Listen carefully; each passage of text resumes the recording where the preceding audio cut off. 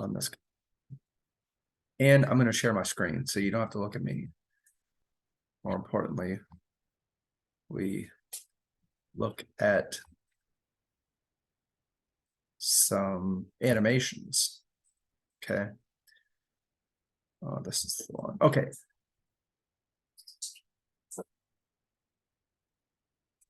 Dang it. Hey, how that does this. No, it's like it blocks the what I need. There we go. Okay.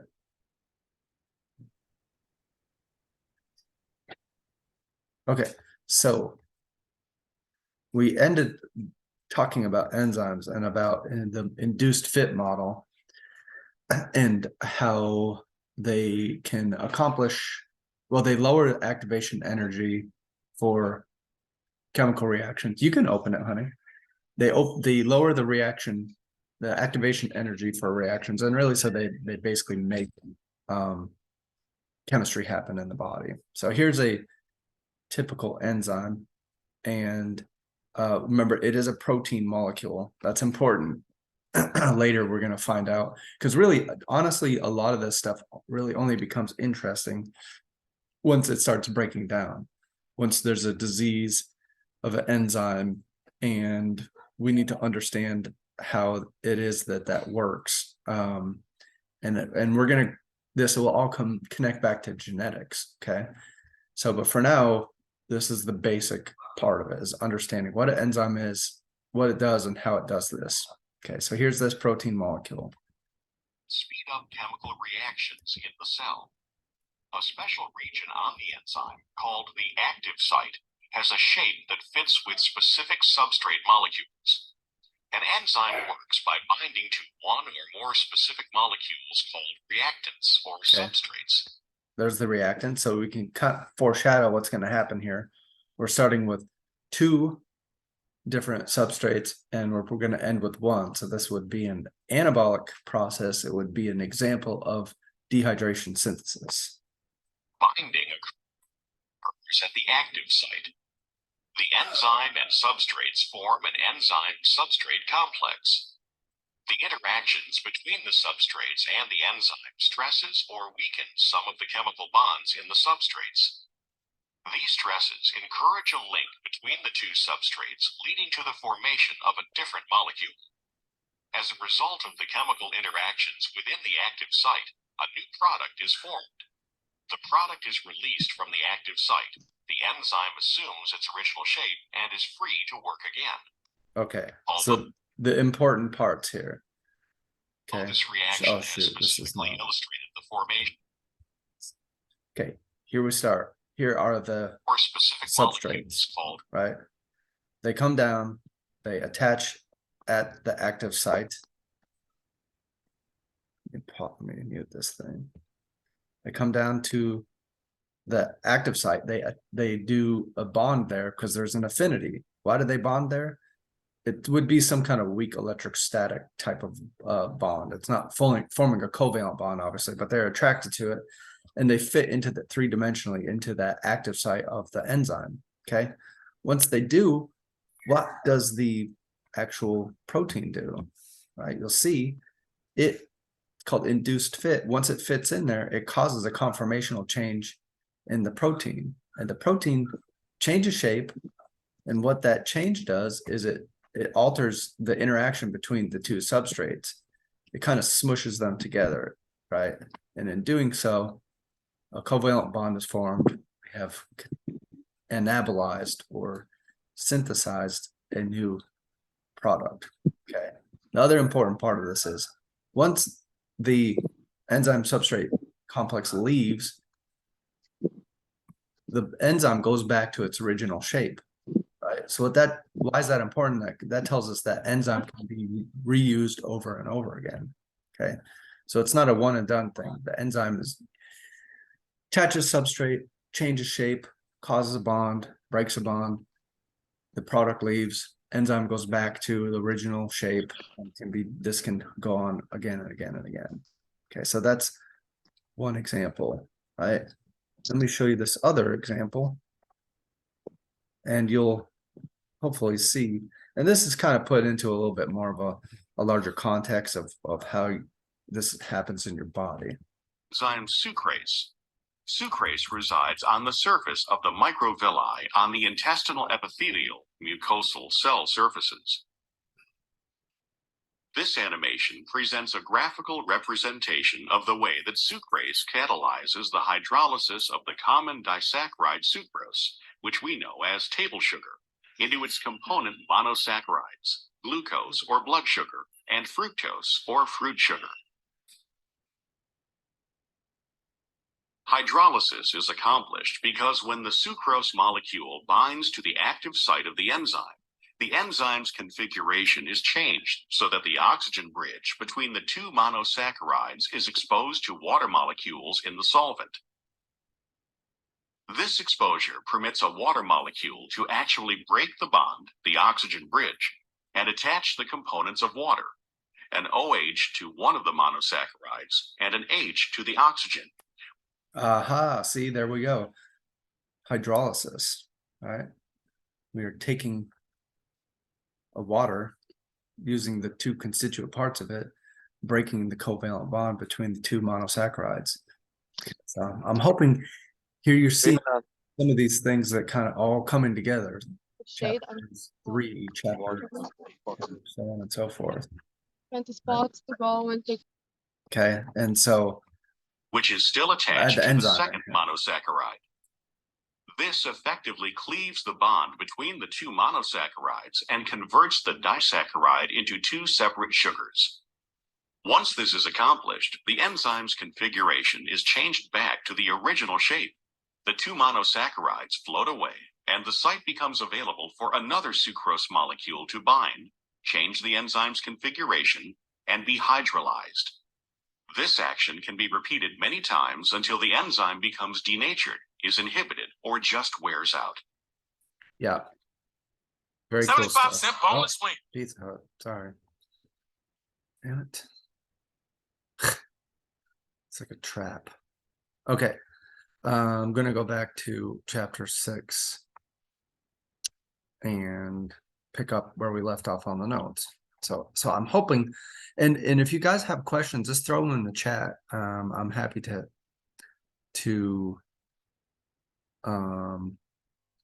I am happy to answer questions. I'm happy to have questions because that tells me what I'm saying that doesn't make sense and allows me to clarify those things. So I always appreciate questions. Okay, so same thing. Here's now adding to this, what do you suppose these little individual little blebs on here, these little spheres or balls, these are little individual amino acids, right? It's a protein. Here's that three-dimensional shape of the protein.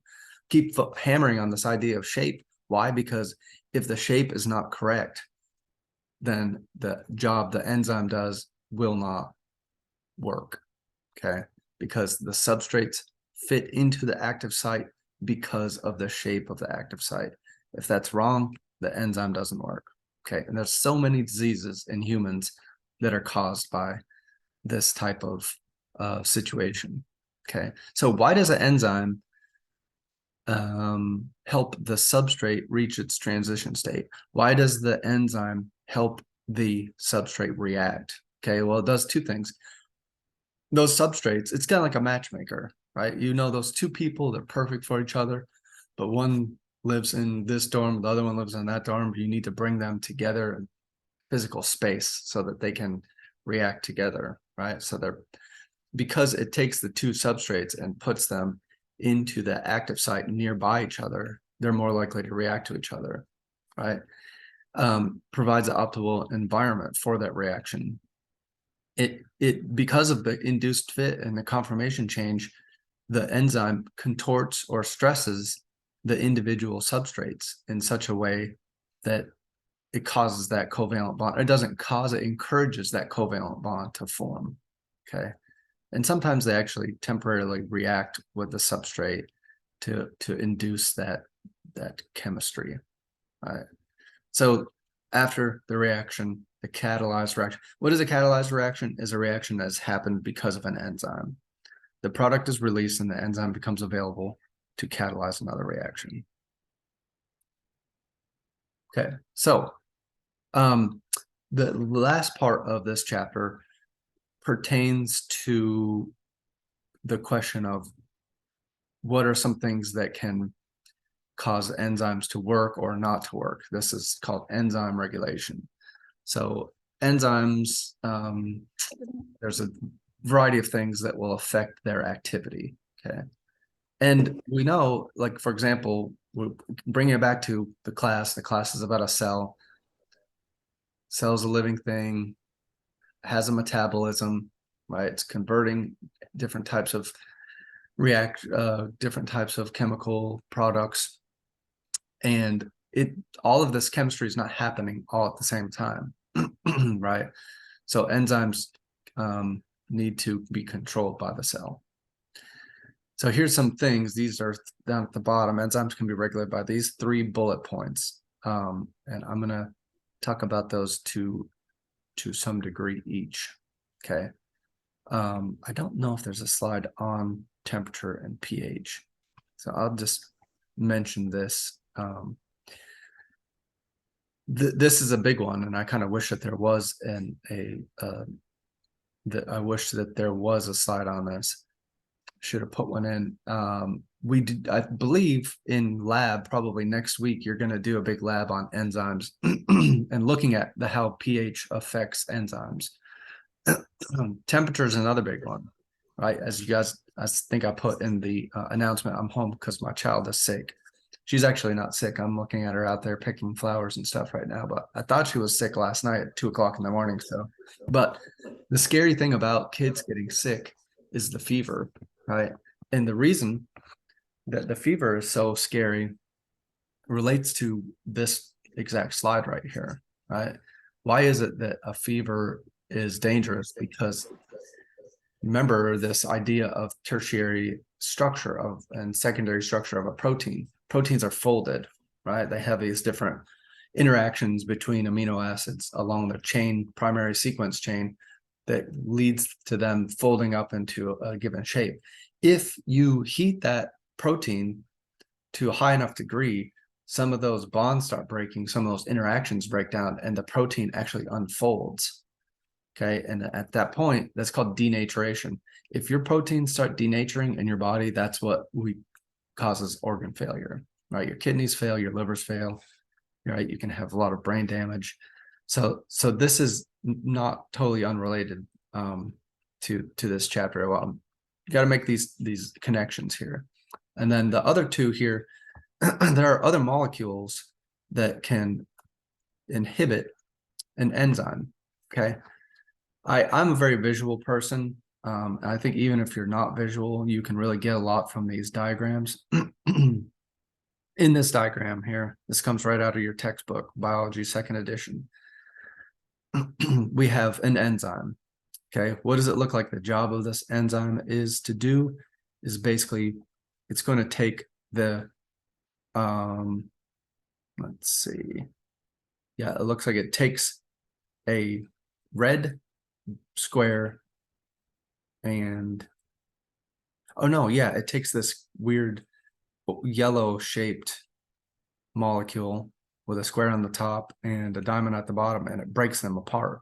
Okay, so at the top is the substrate, the yellow, at the bottom is the products, a yellow and a red. Okay, it does that how?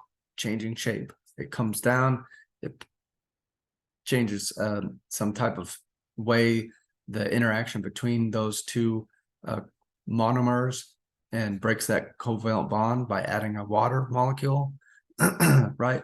But if on the left side of the diagram, you'll see the enzyme is inhibited from doing this. Why is that? Because this little blue molecule, which is the inhibitor, actually, it pops into a binding site called the inhibitor binding site. Okay, that binding site, it prevents the protein from changing shape like it needs to in order to do its job. Okay, so we have the active site and we have this inhibitor site. Okay, when the inhibitor is there, the enzyme can't do its job. Okay. Other times, right? Here's a similar type of example of inhibition. We're adding another term in here. This is called an allosteric site. It's a site that's separate from the active site. And if the inhibitors here, when it is attached to the allosteric site, what happens? All right. Again, this is what you want to look at these diagrams and see what is this, what's going on. They're very intentional when they draw these things out. So when the inhibitor is there, like on the bottom left, why does the substrate not fit into, or why does it not interact with the enzyme? Because the active site changes shape. The substrate doesn't fit into this little, whatever shape that is, right? And so it just bounces off. So as long as this inhibitor is there, the enzyme can't do its job. Okay. How about on the right? What's going on here? On the right, we have an allosteric site. Okay. The activator, before the activator attaches to the allosteric site,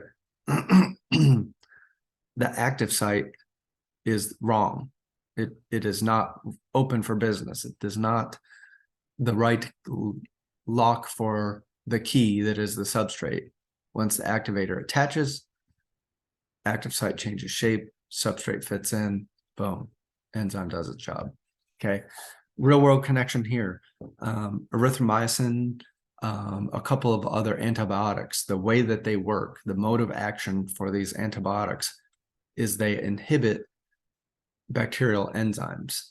Okay, when those molecules are there in pill form or liquid form, or however you take the antibiotic, those molecules serve as allosteric inhibitors of the enzyme of whatever bacteria it is that's growing in your head or your gut or whatever that's causing sickness. Okay, so these things are very relevant.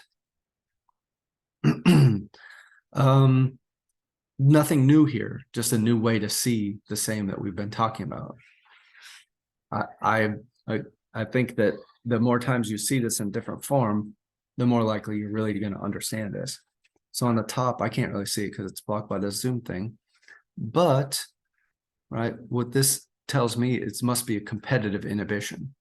Here are the substrates that fit into the active site, but this regulatory molecule, if it is in the active site, the substrates can't bind there, and it inhibits the enzyme from doing its job.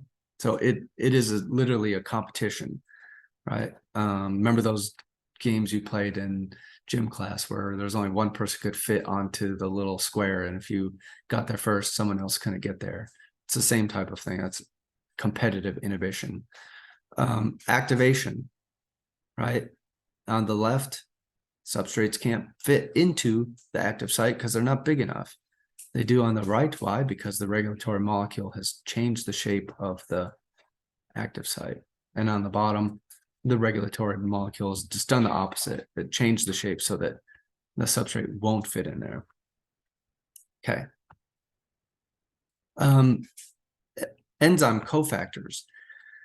These are a little different than an activator in that they don't pop in and out.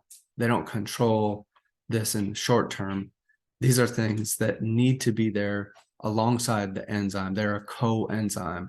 There's the enzyme, and then there's the enzyme coenzyme, the thing that goes along with it, right? And it allows the enzyme to function. And this explains a lot of diseases like scurvy or a lot of vitamin deficiency type diseases. Most of the vitamins are there as cofactors, right? And they allow the enzyme to work. So your body could be producing the enzyme, but there are these certain, what do they call them? Essential vitamins that your body can't produce that you have to obtain from your diet in order for enzymes to work. Okay, and then this is the final concept for chapter 6. Okay, and I'm gonna, here's the slide. It's available to you on Canvas. I'm gonna go back to another, uh-oh, Pizza Hut is still here.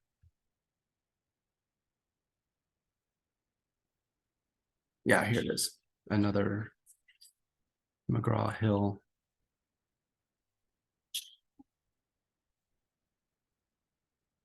Animation. Okay. I like this one. It doesn't have any sound. Okay.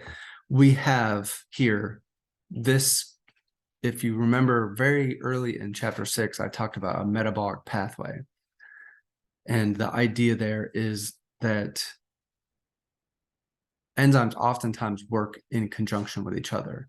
It's not just two substrates, one enzyme, end of story.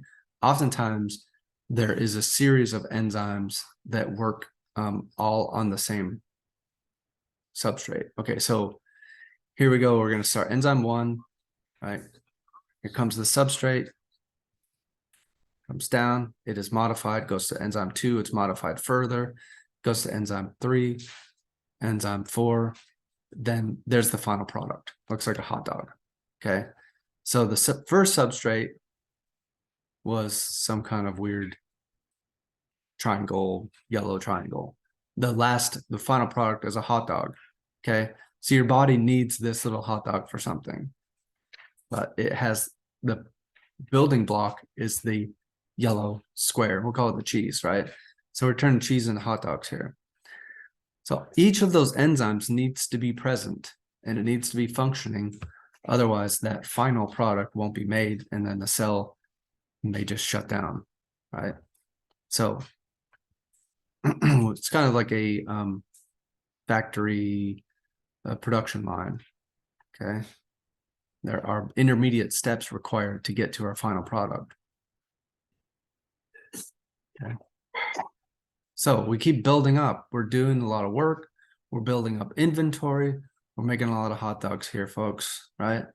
Okay, but at some point, if the hot dogs aren't being used, if the final product is not being used, whatever this, and it's probably maybe a hormone messenger, maybe it is a cell signal, perhaps it's a some type of glycoprotein that is the final product. If the cell's not using the final product, it's not efficient for the cell to keep using the initial substrate.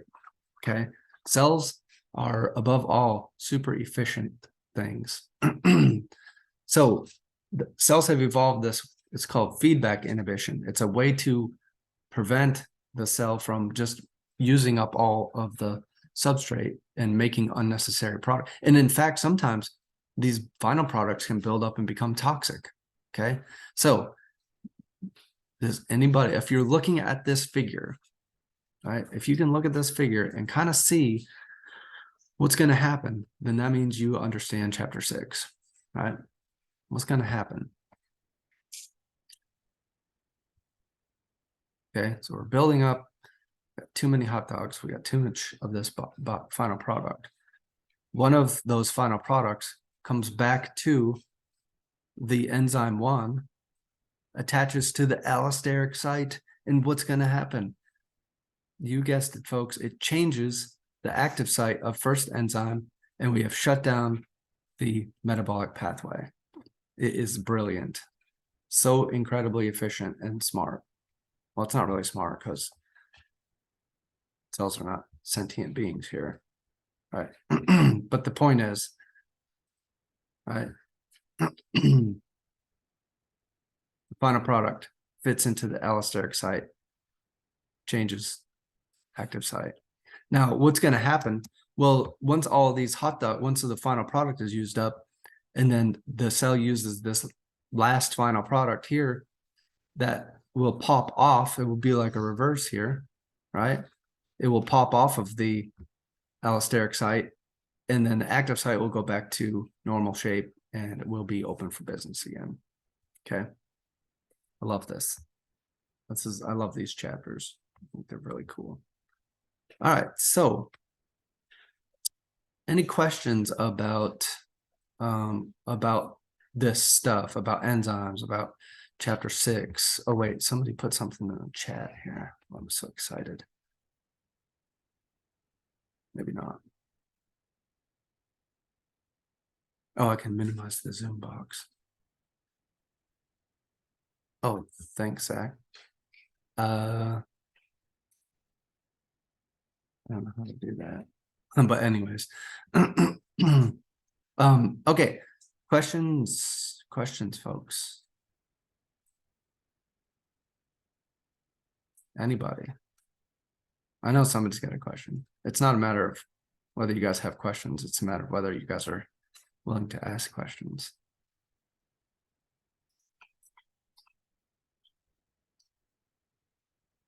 All right, well, let me introduce at least chapter 7, okay? This is a big one, but it is a classic example. If you put the time in, this stuff can be very interesting and rewarding, right? I would love to today, just in the next 20 minutes, give you an overview of this process. And then on Friday, we'll drill down into the details. You guys please be reading the book. You really have got to get into chapter 6 and read through about cell respiration, because otherwise it's going to be really impossible for me to just do all the work here. Right? You guys got to get into this and start to read this stuff over. Okay. Sorry, my dogs are going crazy here. So we know this about cells is they do work, right? They need energy to do work, movement, growth, reproduction. All these things that cells do are endergonic processes. They are energy requiring processes. Okay. And the way that living things obtain this energy is through the process of oxidation or burning of glucose. That will be, I guess, one of the big things we do today is define oxidation. Okay. But suffice to say, when your car rusts, that's oxidation. When a paper burns, that's oxidation. It's a rapid oxidation. So really what a cell is doing, it's burning glucose, it's burning sugar, and it is producing ATP. And there are two processes. Chapter 6 is cell respiration. Chapter 7, which we'll get into next week, photosynthesis. And you're going to see the connections between them. It's really remarkable. Okay, so what is respiration at the biggest, most broad sense? In the most broad sense, it is the cell taking one type of chemical energy, right? One potential to do work, right? Found in these covalent bonds among all these carbons and hydrogens and oxygens. The cell takes that glucose, and you knew this was glucose, right? It's a 6 carbon, or 5 pentose sugar. It's a 5 carbon sugar, and it converts it into this molecule down here, which is another form of kinetic energy, but it's one that the cell can use immediately, right? Cells need glucose, they absorb glucose, but they only do so in order to produce the molecule at the bottom. And those of you who have been paying attention and reading, you'll know that on the bottom is an adenosine with 3 phosphate groups. This is an ATP molecule. Okay, so big picture, glucose to ATP.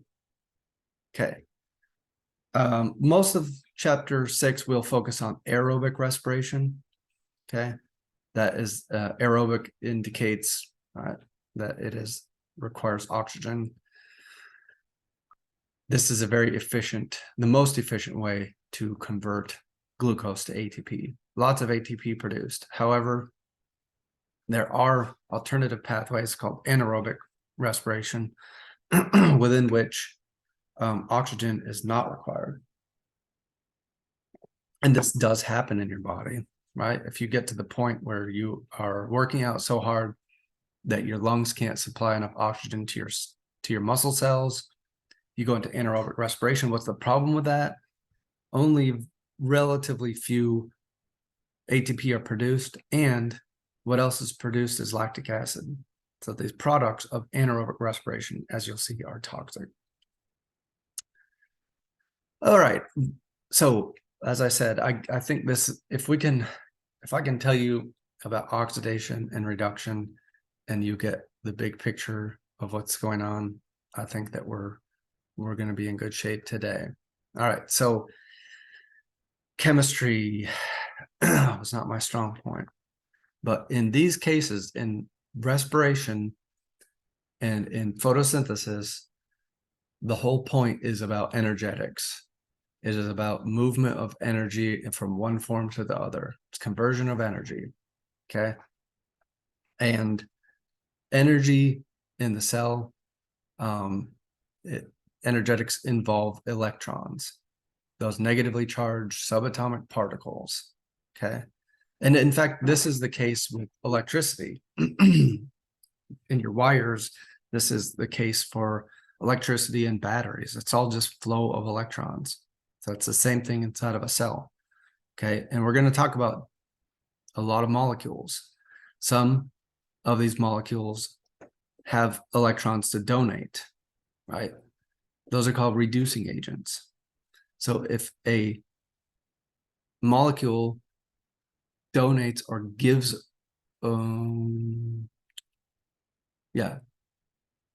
if it gives away an electron, it's called a reducing agent.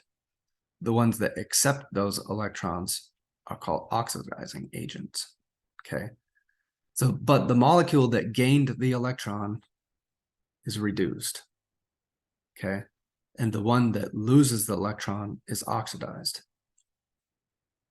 So I would probably focus more on this third bullet point, honestly. Okay, reduction is, in this one, again, when I think about this, I have my own little ways to remember things, just like the rest of you guys.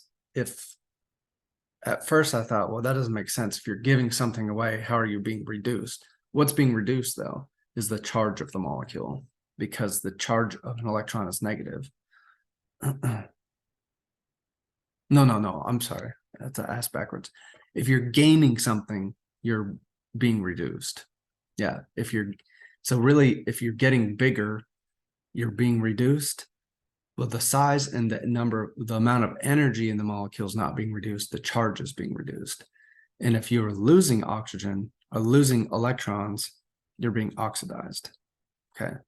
So on the bottom, we have the before and after a reaction. On the left, the reducing agent is the one that loses a hydrogen atom here, which a hydrogen is simply a proton and a neutron. No, a proton and electron. Okay, so when we see electrons moving in these cases, they're oftentimes going to be shown as a hydrogen. Okay, the X here, what do we see this little positive plus sign for? Because it is partially positively charged, which means it is down an electron. Okay, on the other side, once this neutron, or once this electron and proton are lost, the A becomes positively charged because it's down one electron, and the X gains that electron and it becomes reduced. So just like we said in this third bullet point, if you gain an electron, shown here with the H, you are reduced. If you lose an electron, shown here as the plus sign, then you have been oxidized. Okay, and so what is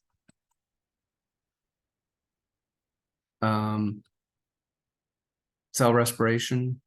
Where did I have this? It said it was oxidation. Yeah. What is cell respiration? Is the oxidation of glucose. Okay, so this whole chapter is about oxidizing glucose. So glucose is going to start big, and at the end, it will be oxidized because we're going to keep stripping away those electrons. Glucose is donating its high energy electrons, and those are going to be used to make ATP. Okay, so oxidation reduction, redox reactions. Okay. We're going to see this molecule a lot, NADH and NAD plus. This is a given molecule. It's called nicotine amide adenine dinucleotide. Doesn't matter. It's going to be called NAD. Okay. What NAD is a very important electron carrier. Glucose, we're going to strip the electrons off the glucose, and we're going to use those electrons to do something, to do some work. But we need to get the electrons to the site where the work is done. What this molecule does, it can accept electrons and then it can donate electrons. The whole point of this molecule is to be reduced and to be oxidized, to be reduced and be oxidized. The NAD plus version over here has been oxidized.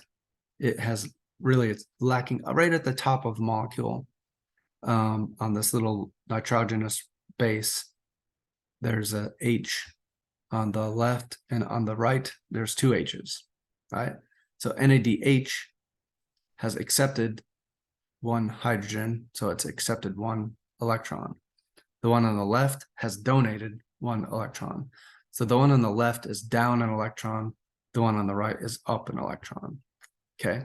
And that's what you're going to see. This thing moves from NAD plus to NADH, from NAD plus to NAD. So when you see the NAD plus, this one is lacking one electron. It's ready to accept an electron. On my other notes, another time I taught this class, there was a really cool diagram that showed the NAD plus as an empty taxi cab and the NADH as a cab with a passenger. And that's really what the function of this molecule is to carry electrons. Okay. So we'll come back to that, I promise. Okay, here's ATP again. It also really is, it's kind of like a battery in and of itself. And it is the form of energy that can be immediately used by the cell. Okay, it's an immediately usable form of energy. So we're oxidizing glucose, we're making ATP. Okay, and ATP can be either high energy or low energy form, because when the cell is making ATP, what does it make it from? Well, it has a lot of ADP on hand and a lot of extra phosphate ions. Okay, so the cell, you'll see, adds a phosphate to an ADP to make ATP. Okay, and then the other part of the cell, it breaks off that phosphate and it goes back to ADP. So when you hydrolyze and you break that phosphate off of ATP, energy is given off, right? And so we see these coupled reactions. So a lot of times where that phosphate goes, so if we look down at the bottom here, we have some type of maybe a protein. On the left, it doesn't have a phosphate. On the right, it does. Where did the phosphate come from? It's broken off from an ATP, right? Adding that to a molecule is called phosphorylation. Okay, so if a molecule is phosphorylated, it has an additional phosphate atom attached to it. When it has that, it's energized and it's more reactive. Okay, so a lot of times ATP, again, how is ATP used in a cell? A lot of times it's used by breaking phosphates off and phosphorylating something else.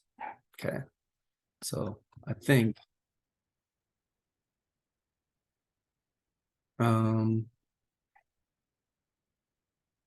okay, we saw this happen And well, in fact, I think, let me see. I'm pretty sure it's in chapter 6 with the sodium potassium pump.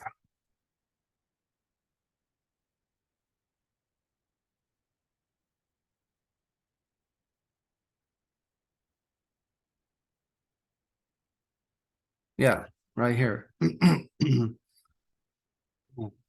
Cell transport in and out of a cell. Moving charged particles through a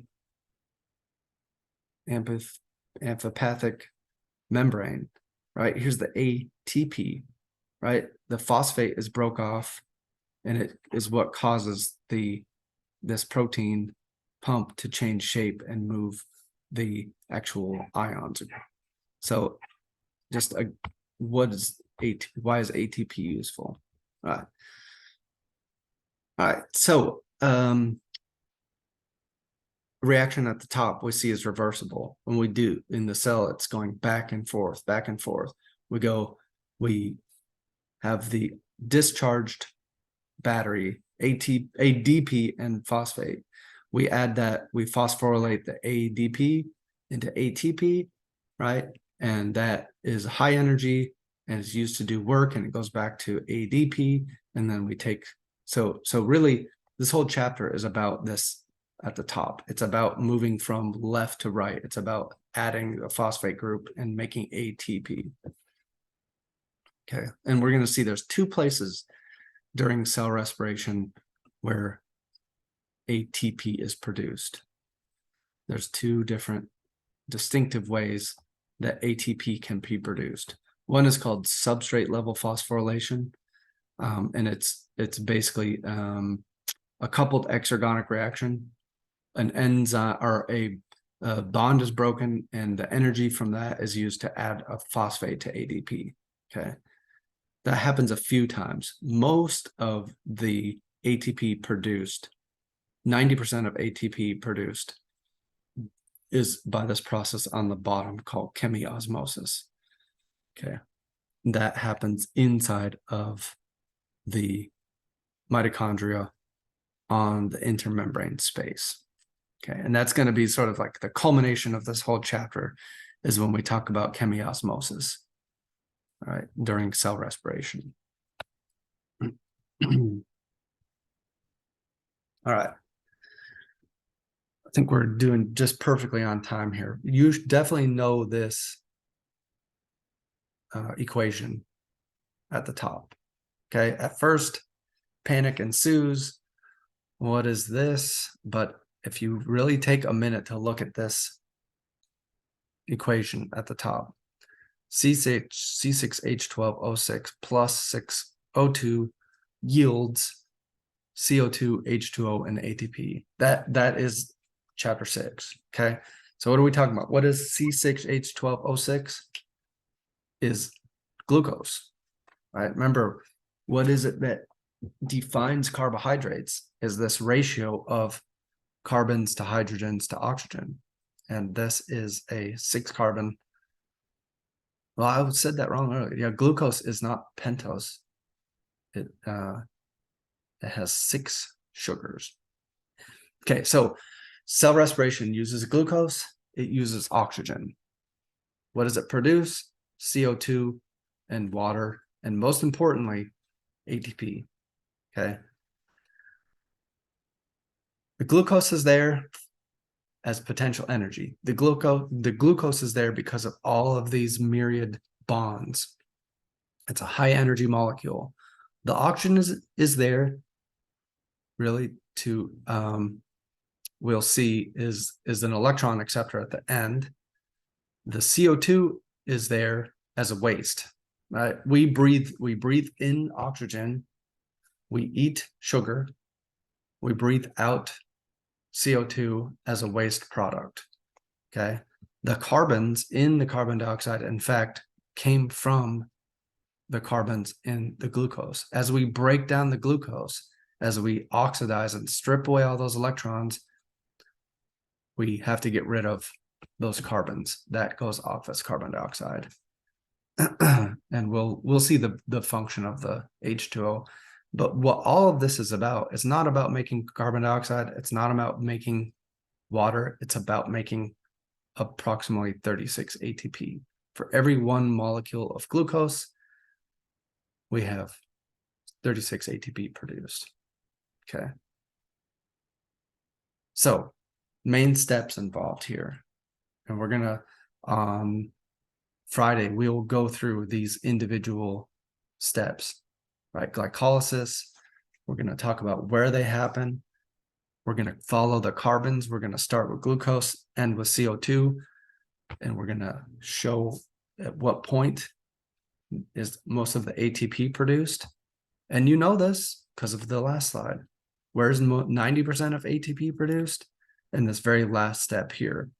These first 2 steps are really just about preparing for the last step. Okay, so here are all 3 of these things shown where they happen. Glycolysis happens first. It happens outside of the mitochondria. The mitochondria is shown as this big kidney bean shaped thing in the middle here. Okay, glycolysis, we start with the glucose. We break it down into pyruvic acid, right? Some substrate level phosphorylation, a little bit of ATP produced. Okay, the pyruvic acid goes into the mitochondria. The Krebs cycle is all about oxidizing the pyruvic acid. It is about burning in a stepwise fashion, very slowly oxidizing the glucose molecule or the pyruvic acid molecule, which is what was left from initial oxidation of glucose, producing lots and lots of electrons, right? And all of those electrons are sent to the final stage, which is electron transport. And then this is where chemiosmosis happens. And this last step is where all of the ATP are produced. Okay. We're going to break these down into individual parts, and we're going to talk about each of those starting on Friday. Okay. So, it is a lot. It's not going to make sense to you just by listening to me talk, right?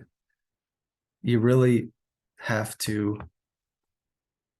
you really are going to have to spend the time reading through the text and struggling through this stuff, going to see Dr. Rock, going to see Emily, coming to see me in office hours.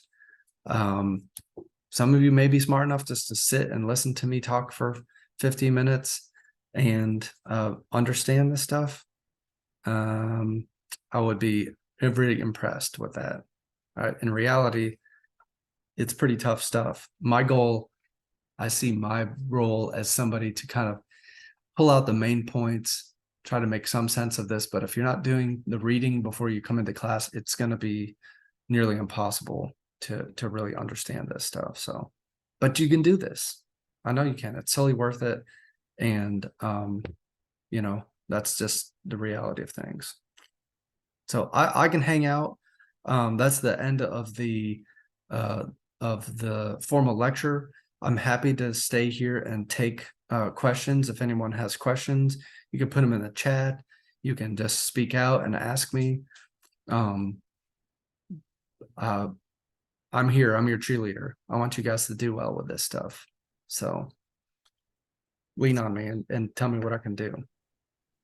Dr. Felix, first off, are you taking attendance today? Because Fernando and Zach. Keith, do you have a question? Yeah. Oh, wait. Shoot, maybe I've turned my volume way down. Hold on. Let me see. Hold on. Try it again, Keith. Hello. Hey, that's it. Okay, good. Okay. So Fernando and Zach are with me right now. We're in the bio room. Okay. So if you need to take attendance. Okay, good. Yes, thanks. I appreciate that. And then, when are you putting in the test grades? By the end of the day, I'm going to do that.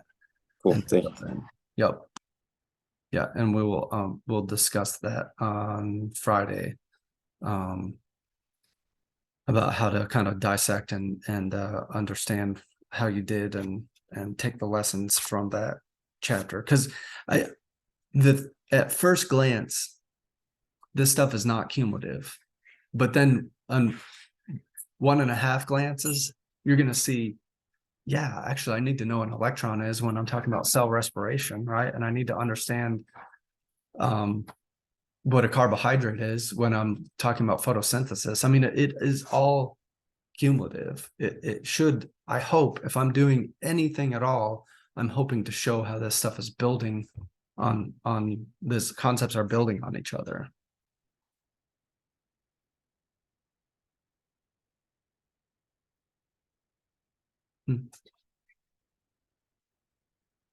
What else? Anybody? Come on now. You gotta have some questions.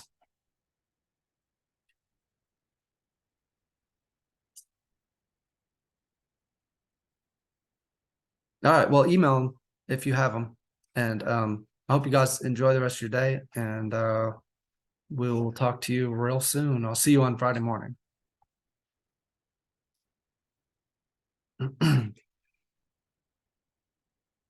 Oh, who's that? Look at murdered Timothy. A string of pearls. That's he murdered your caterpillar. No, the Oh, that one that was back here. Well, How did it's he get not to it? supposed be outside. It's supposed to be inside because it's the type of succulent, and it got too wet, so I repotted it and then smushed all the dirt to get all the water out, and then Did that you I did that left it on the today? sidewalk. Yeah, just by a second.